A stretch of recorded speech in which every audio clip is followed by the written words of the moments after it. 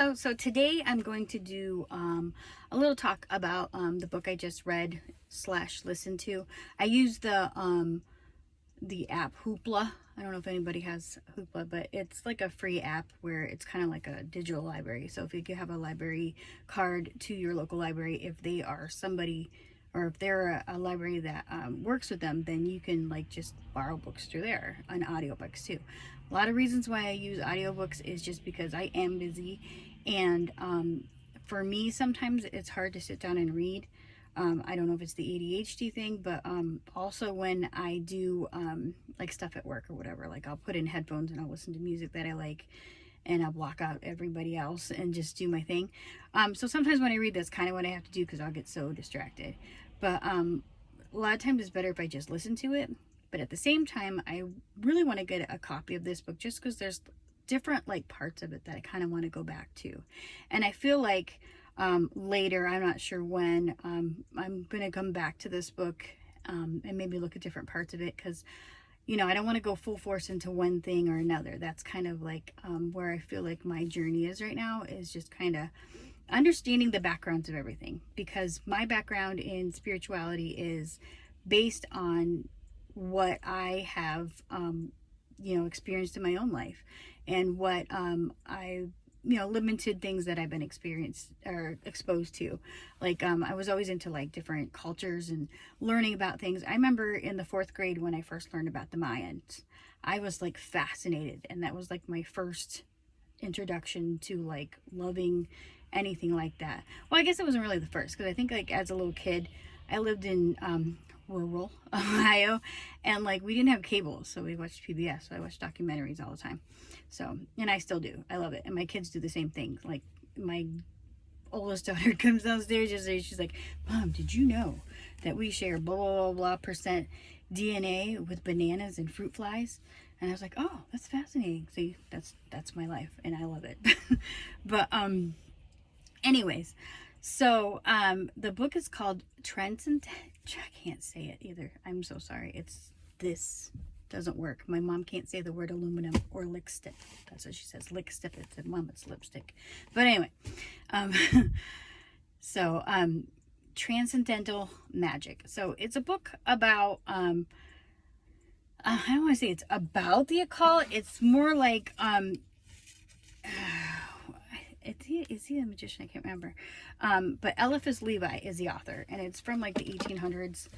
And he does go into the occult in a lot of detail, but it's more so like explaining like the connections and where these things come from, and like the hidden meanings of things in a way that I kind of feel like I resonate with. Like when my one video when I was talking about like the symbolism and intent and things like that, I feel like that's kind of his message too. Like I said, I'm going to go back into it because there's once you read something, sometimes you kind of have to go back and look through, and if you're actually reading it, you can highlight it and stuff. So I do want to get that book. But one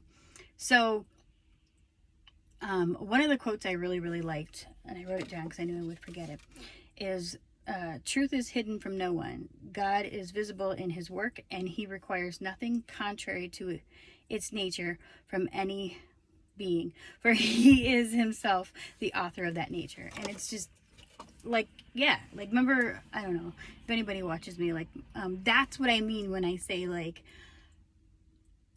even people who are like atheists can say that they believe in something. Do you know what I mean? Like with the people who say like, well, that's scientific. Science is freaking, spiritual too. I mean, that the whole concept of like how things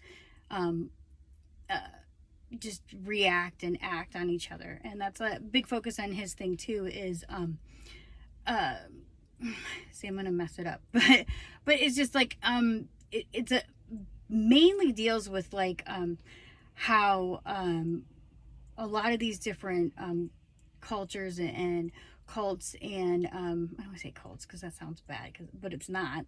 I mean, right now I could name a couple cults that aren't considered cults, but it goes into how you personally as a person is interpreting it, and it's kind of like He's really strong on the will. So somebody, let me dumb it down because I can't get the words out. It's another ADHD thing. I gotta work on that. I'm gonna have to start scripting some things just so I can say what I want to say. You know what I mean? Because a lot of times if I'm texting or if I'm typing, like I can say things better. I don't know how that works, but anybody has ADHD and they understand why, tell me. But it's like when like one thing he was talking about, like how right now in spirituality, different types of like modern spirituality, people are all about like magnetism and how they're they want to attract somebody and da da da da, so they're manifesting that. He goes into something kind of like that, but it's the way he describes it makes so much sense, and it's kind of how I feel it is too. It's like people get all caught up in the magic of things, but it's like when you put your intent in things and you put all your focus into something, then naturally you're going to be attracting that. Do you know what I mean? And then he talks about how basically it's like, if you are like you work on yourself and you have the utmost confidence in yourself, you're the best you could be, and you are somebody who is taking care of yourself, you are basically giving yourself the utmost respect, and you act in that way to yourself. Other people see that, and you can either use that to their disadvantage and your advantage and take advantage of somebody in that way. But what comes along with that is a lot, it's not pure. It's not a pure way of being to somebody. So you run into the chances of receiving that in a negative way from somebody. So then you open yourself up for a lot of negative reactions in that way.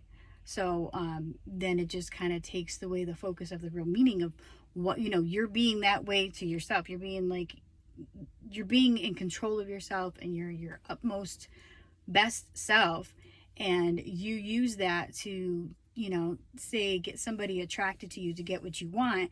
It's not really going to last, and it's not going to be something that benefits you, because in the long run that's what they're looking for, is that manipulative type person. But in the same time, he also says how if you really are being this magnetized person and you're being this type of person, you're not going to want to do that, because it's just like a force within you. And I've seen that in people. I've seen people like that. It's just like a force where it's like people I feel like my husband has that force. I have a little bit of attachment to my husband, but at the same time, it's just like things like that. So I mean, that's just like a tip of what he talks about. But then he goes into because I'm really into tarot too, so but he goes into like the different symbolisms in that, and what it actually means and what it was meant for. But like all in like a cynical, like, I don't want to say sarcastic, but in a very like down to earth way. Now, this was in the 1800s, so a lot of times he's kind of demeaning to women, so I don't know whether somebody hurt him really bad or if it's just the generation that they were in, the time. I don't know. But because I feel like there's a little bit more, I feel like I will never say that we are less than men, but I just can't. My girls are way too powerful for that. But anyway, so without getting into too much detail, he does go into different like, rituals and stuff that they practice, but not in great detail, because like he said, doing that and not knowing what you're doing, you open yourself up to the misinterpretations, the wrong way of doing things, and really missing the point. And I feel like the reason why this book really resonated with me so well is because that is so important for me right now. I grew up and I always felt like there was something more. I feel like I've had so many different experiences in my life that I know that there's something. I know that there's something there, and I know it's a force that is greater than we even know. I feel like that's beautiful, and it's like the proof of like that is in everything. Do you know what I mean? Like when I said in my one video about how even people who are like atheists, they have to admit that there's something, even if they don't believe in spirits, they don't believe that there's a greater consciousness. The fact that science and Eliphas goes into that too, a lot too, like how he compares science with religion a lot, and I love that. I think that's what spoke to me so much in this book, was the fact that like I get that. I totally get his understanding of this stuff, but like obviously on like a kindergarten level or or less, because I don't understand all the backgrounds, and I would love to, but it really like made me thirst for more, and I love it. And I want to thank one of my favorite tarot readers for suggesting this book. Her channel is called Witch and Safe, and I was so excited because she subscribed to my channel. So she goes through a lot of the educational parts of these type of things. She's very very knowledgeable on a lot of the histories, the spiritual aspect of all this, and the historical. She's very very fascinating to watch.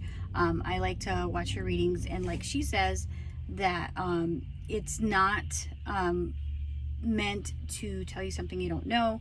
She talks about how a lot of times her messages are a little bit different, and therefore people who already know these things and they're just looking for guidance or confirmation. And I feel like a lot of times I get that. I feel like that's why I've gotten to this point. I just am truly thankful for her channel. Like there's a lot of information I get from her, and she says it in like in a very beautiful way. She has a very beautiful way of speaking and talking, but then she also it's very down to earth too, and she doesn't like she doesn't play into a lot of the things that like a lot of people do, and I like that. So leaves a lot into like your own interpretation. But she was the one that suggested this book for her channel members, and I was like, and I don't know, it just seems like it was perfect, because this is kind of how I feel. And like I said, I don't want to like go all gung-ho into one book or whatever, like I've read stuff and listened to stuff off and on, but it was like, I don't know, I just didn't really have the right mindset. You know, I remember for a while, like I had this thing where I would listen to audiobooks so I took a bath.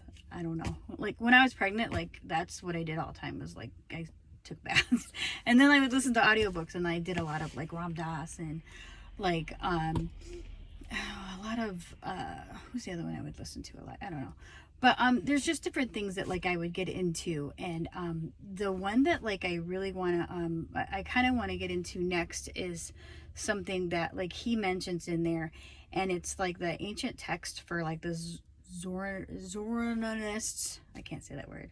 I'm probably gonna hold on. I had to re-say it because I was saying it wrong.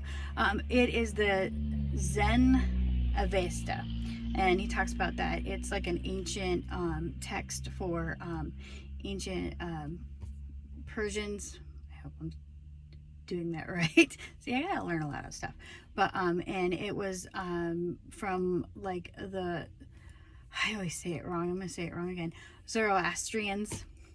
But it's really interesting. But at the same time, I kind of maybe want to go a different way. So I think later on today, I'm going to go through some different ideas and figure out what I want to do. Another thing I really want to do is I want to go through like the Ethiopian Bible. Now I understand that like everything is interpretation, and the way I really feel about things is I feel like everything is cultural and situational, and you know, the time that they lived in, who had what to gain in some of these things, and how it was translated and given out. All right, so this video is getting very long, but I'm just really excited. And there's a lot of things that I'm planning on doing later. This is just one of the things, and I'm super excited. And if anybody has any comments, any suggestions, any thoughts, I will see you guys soon.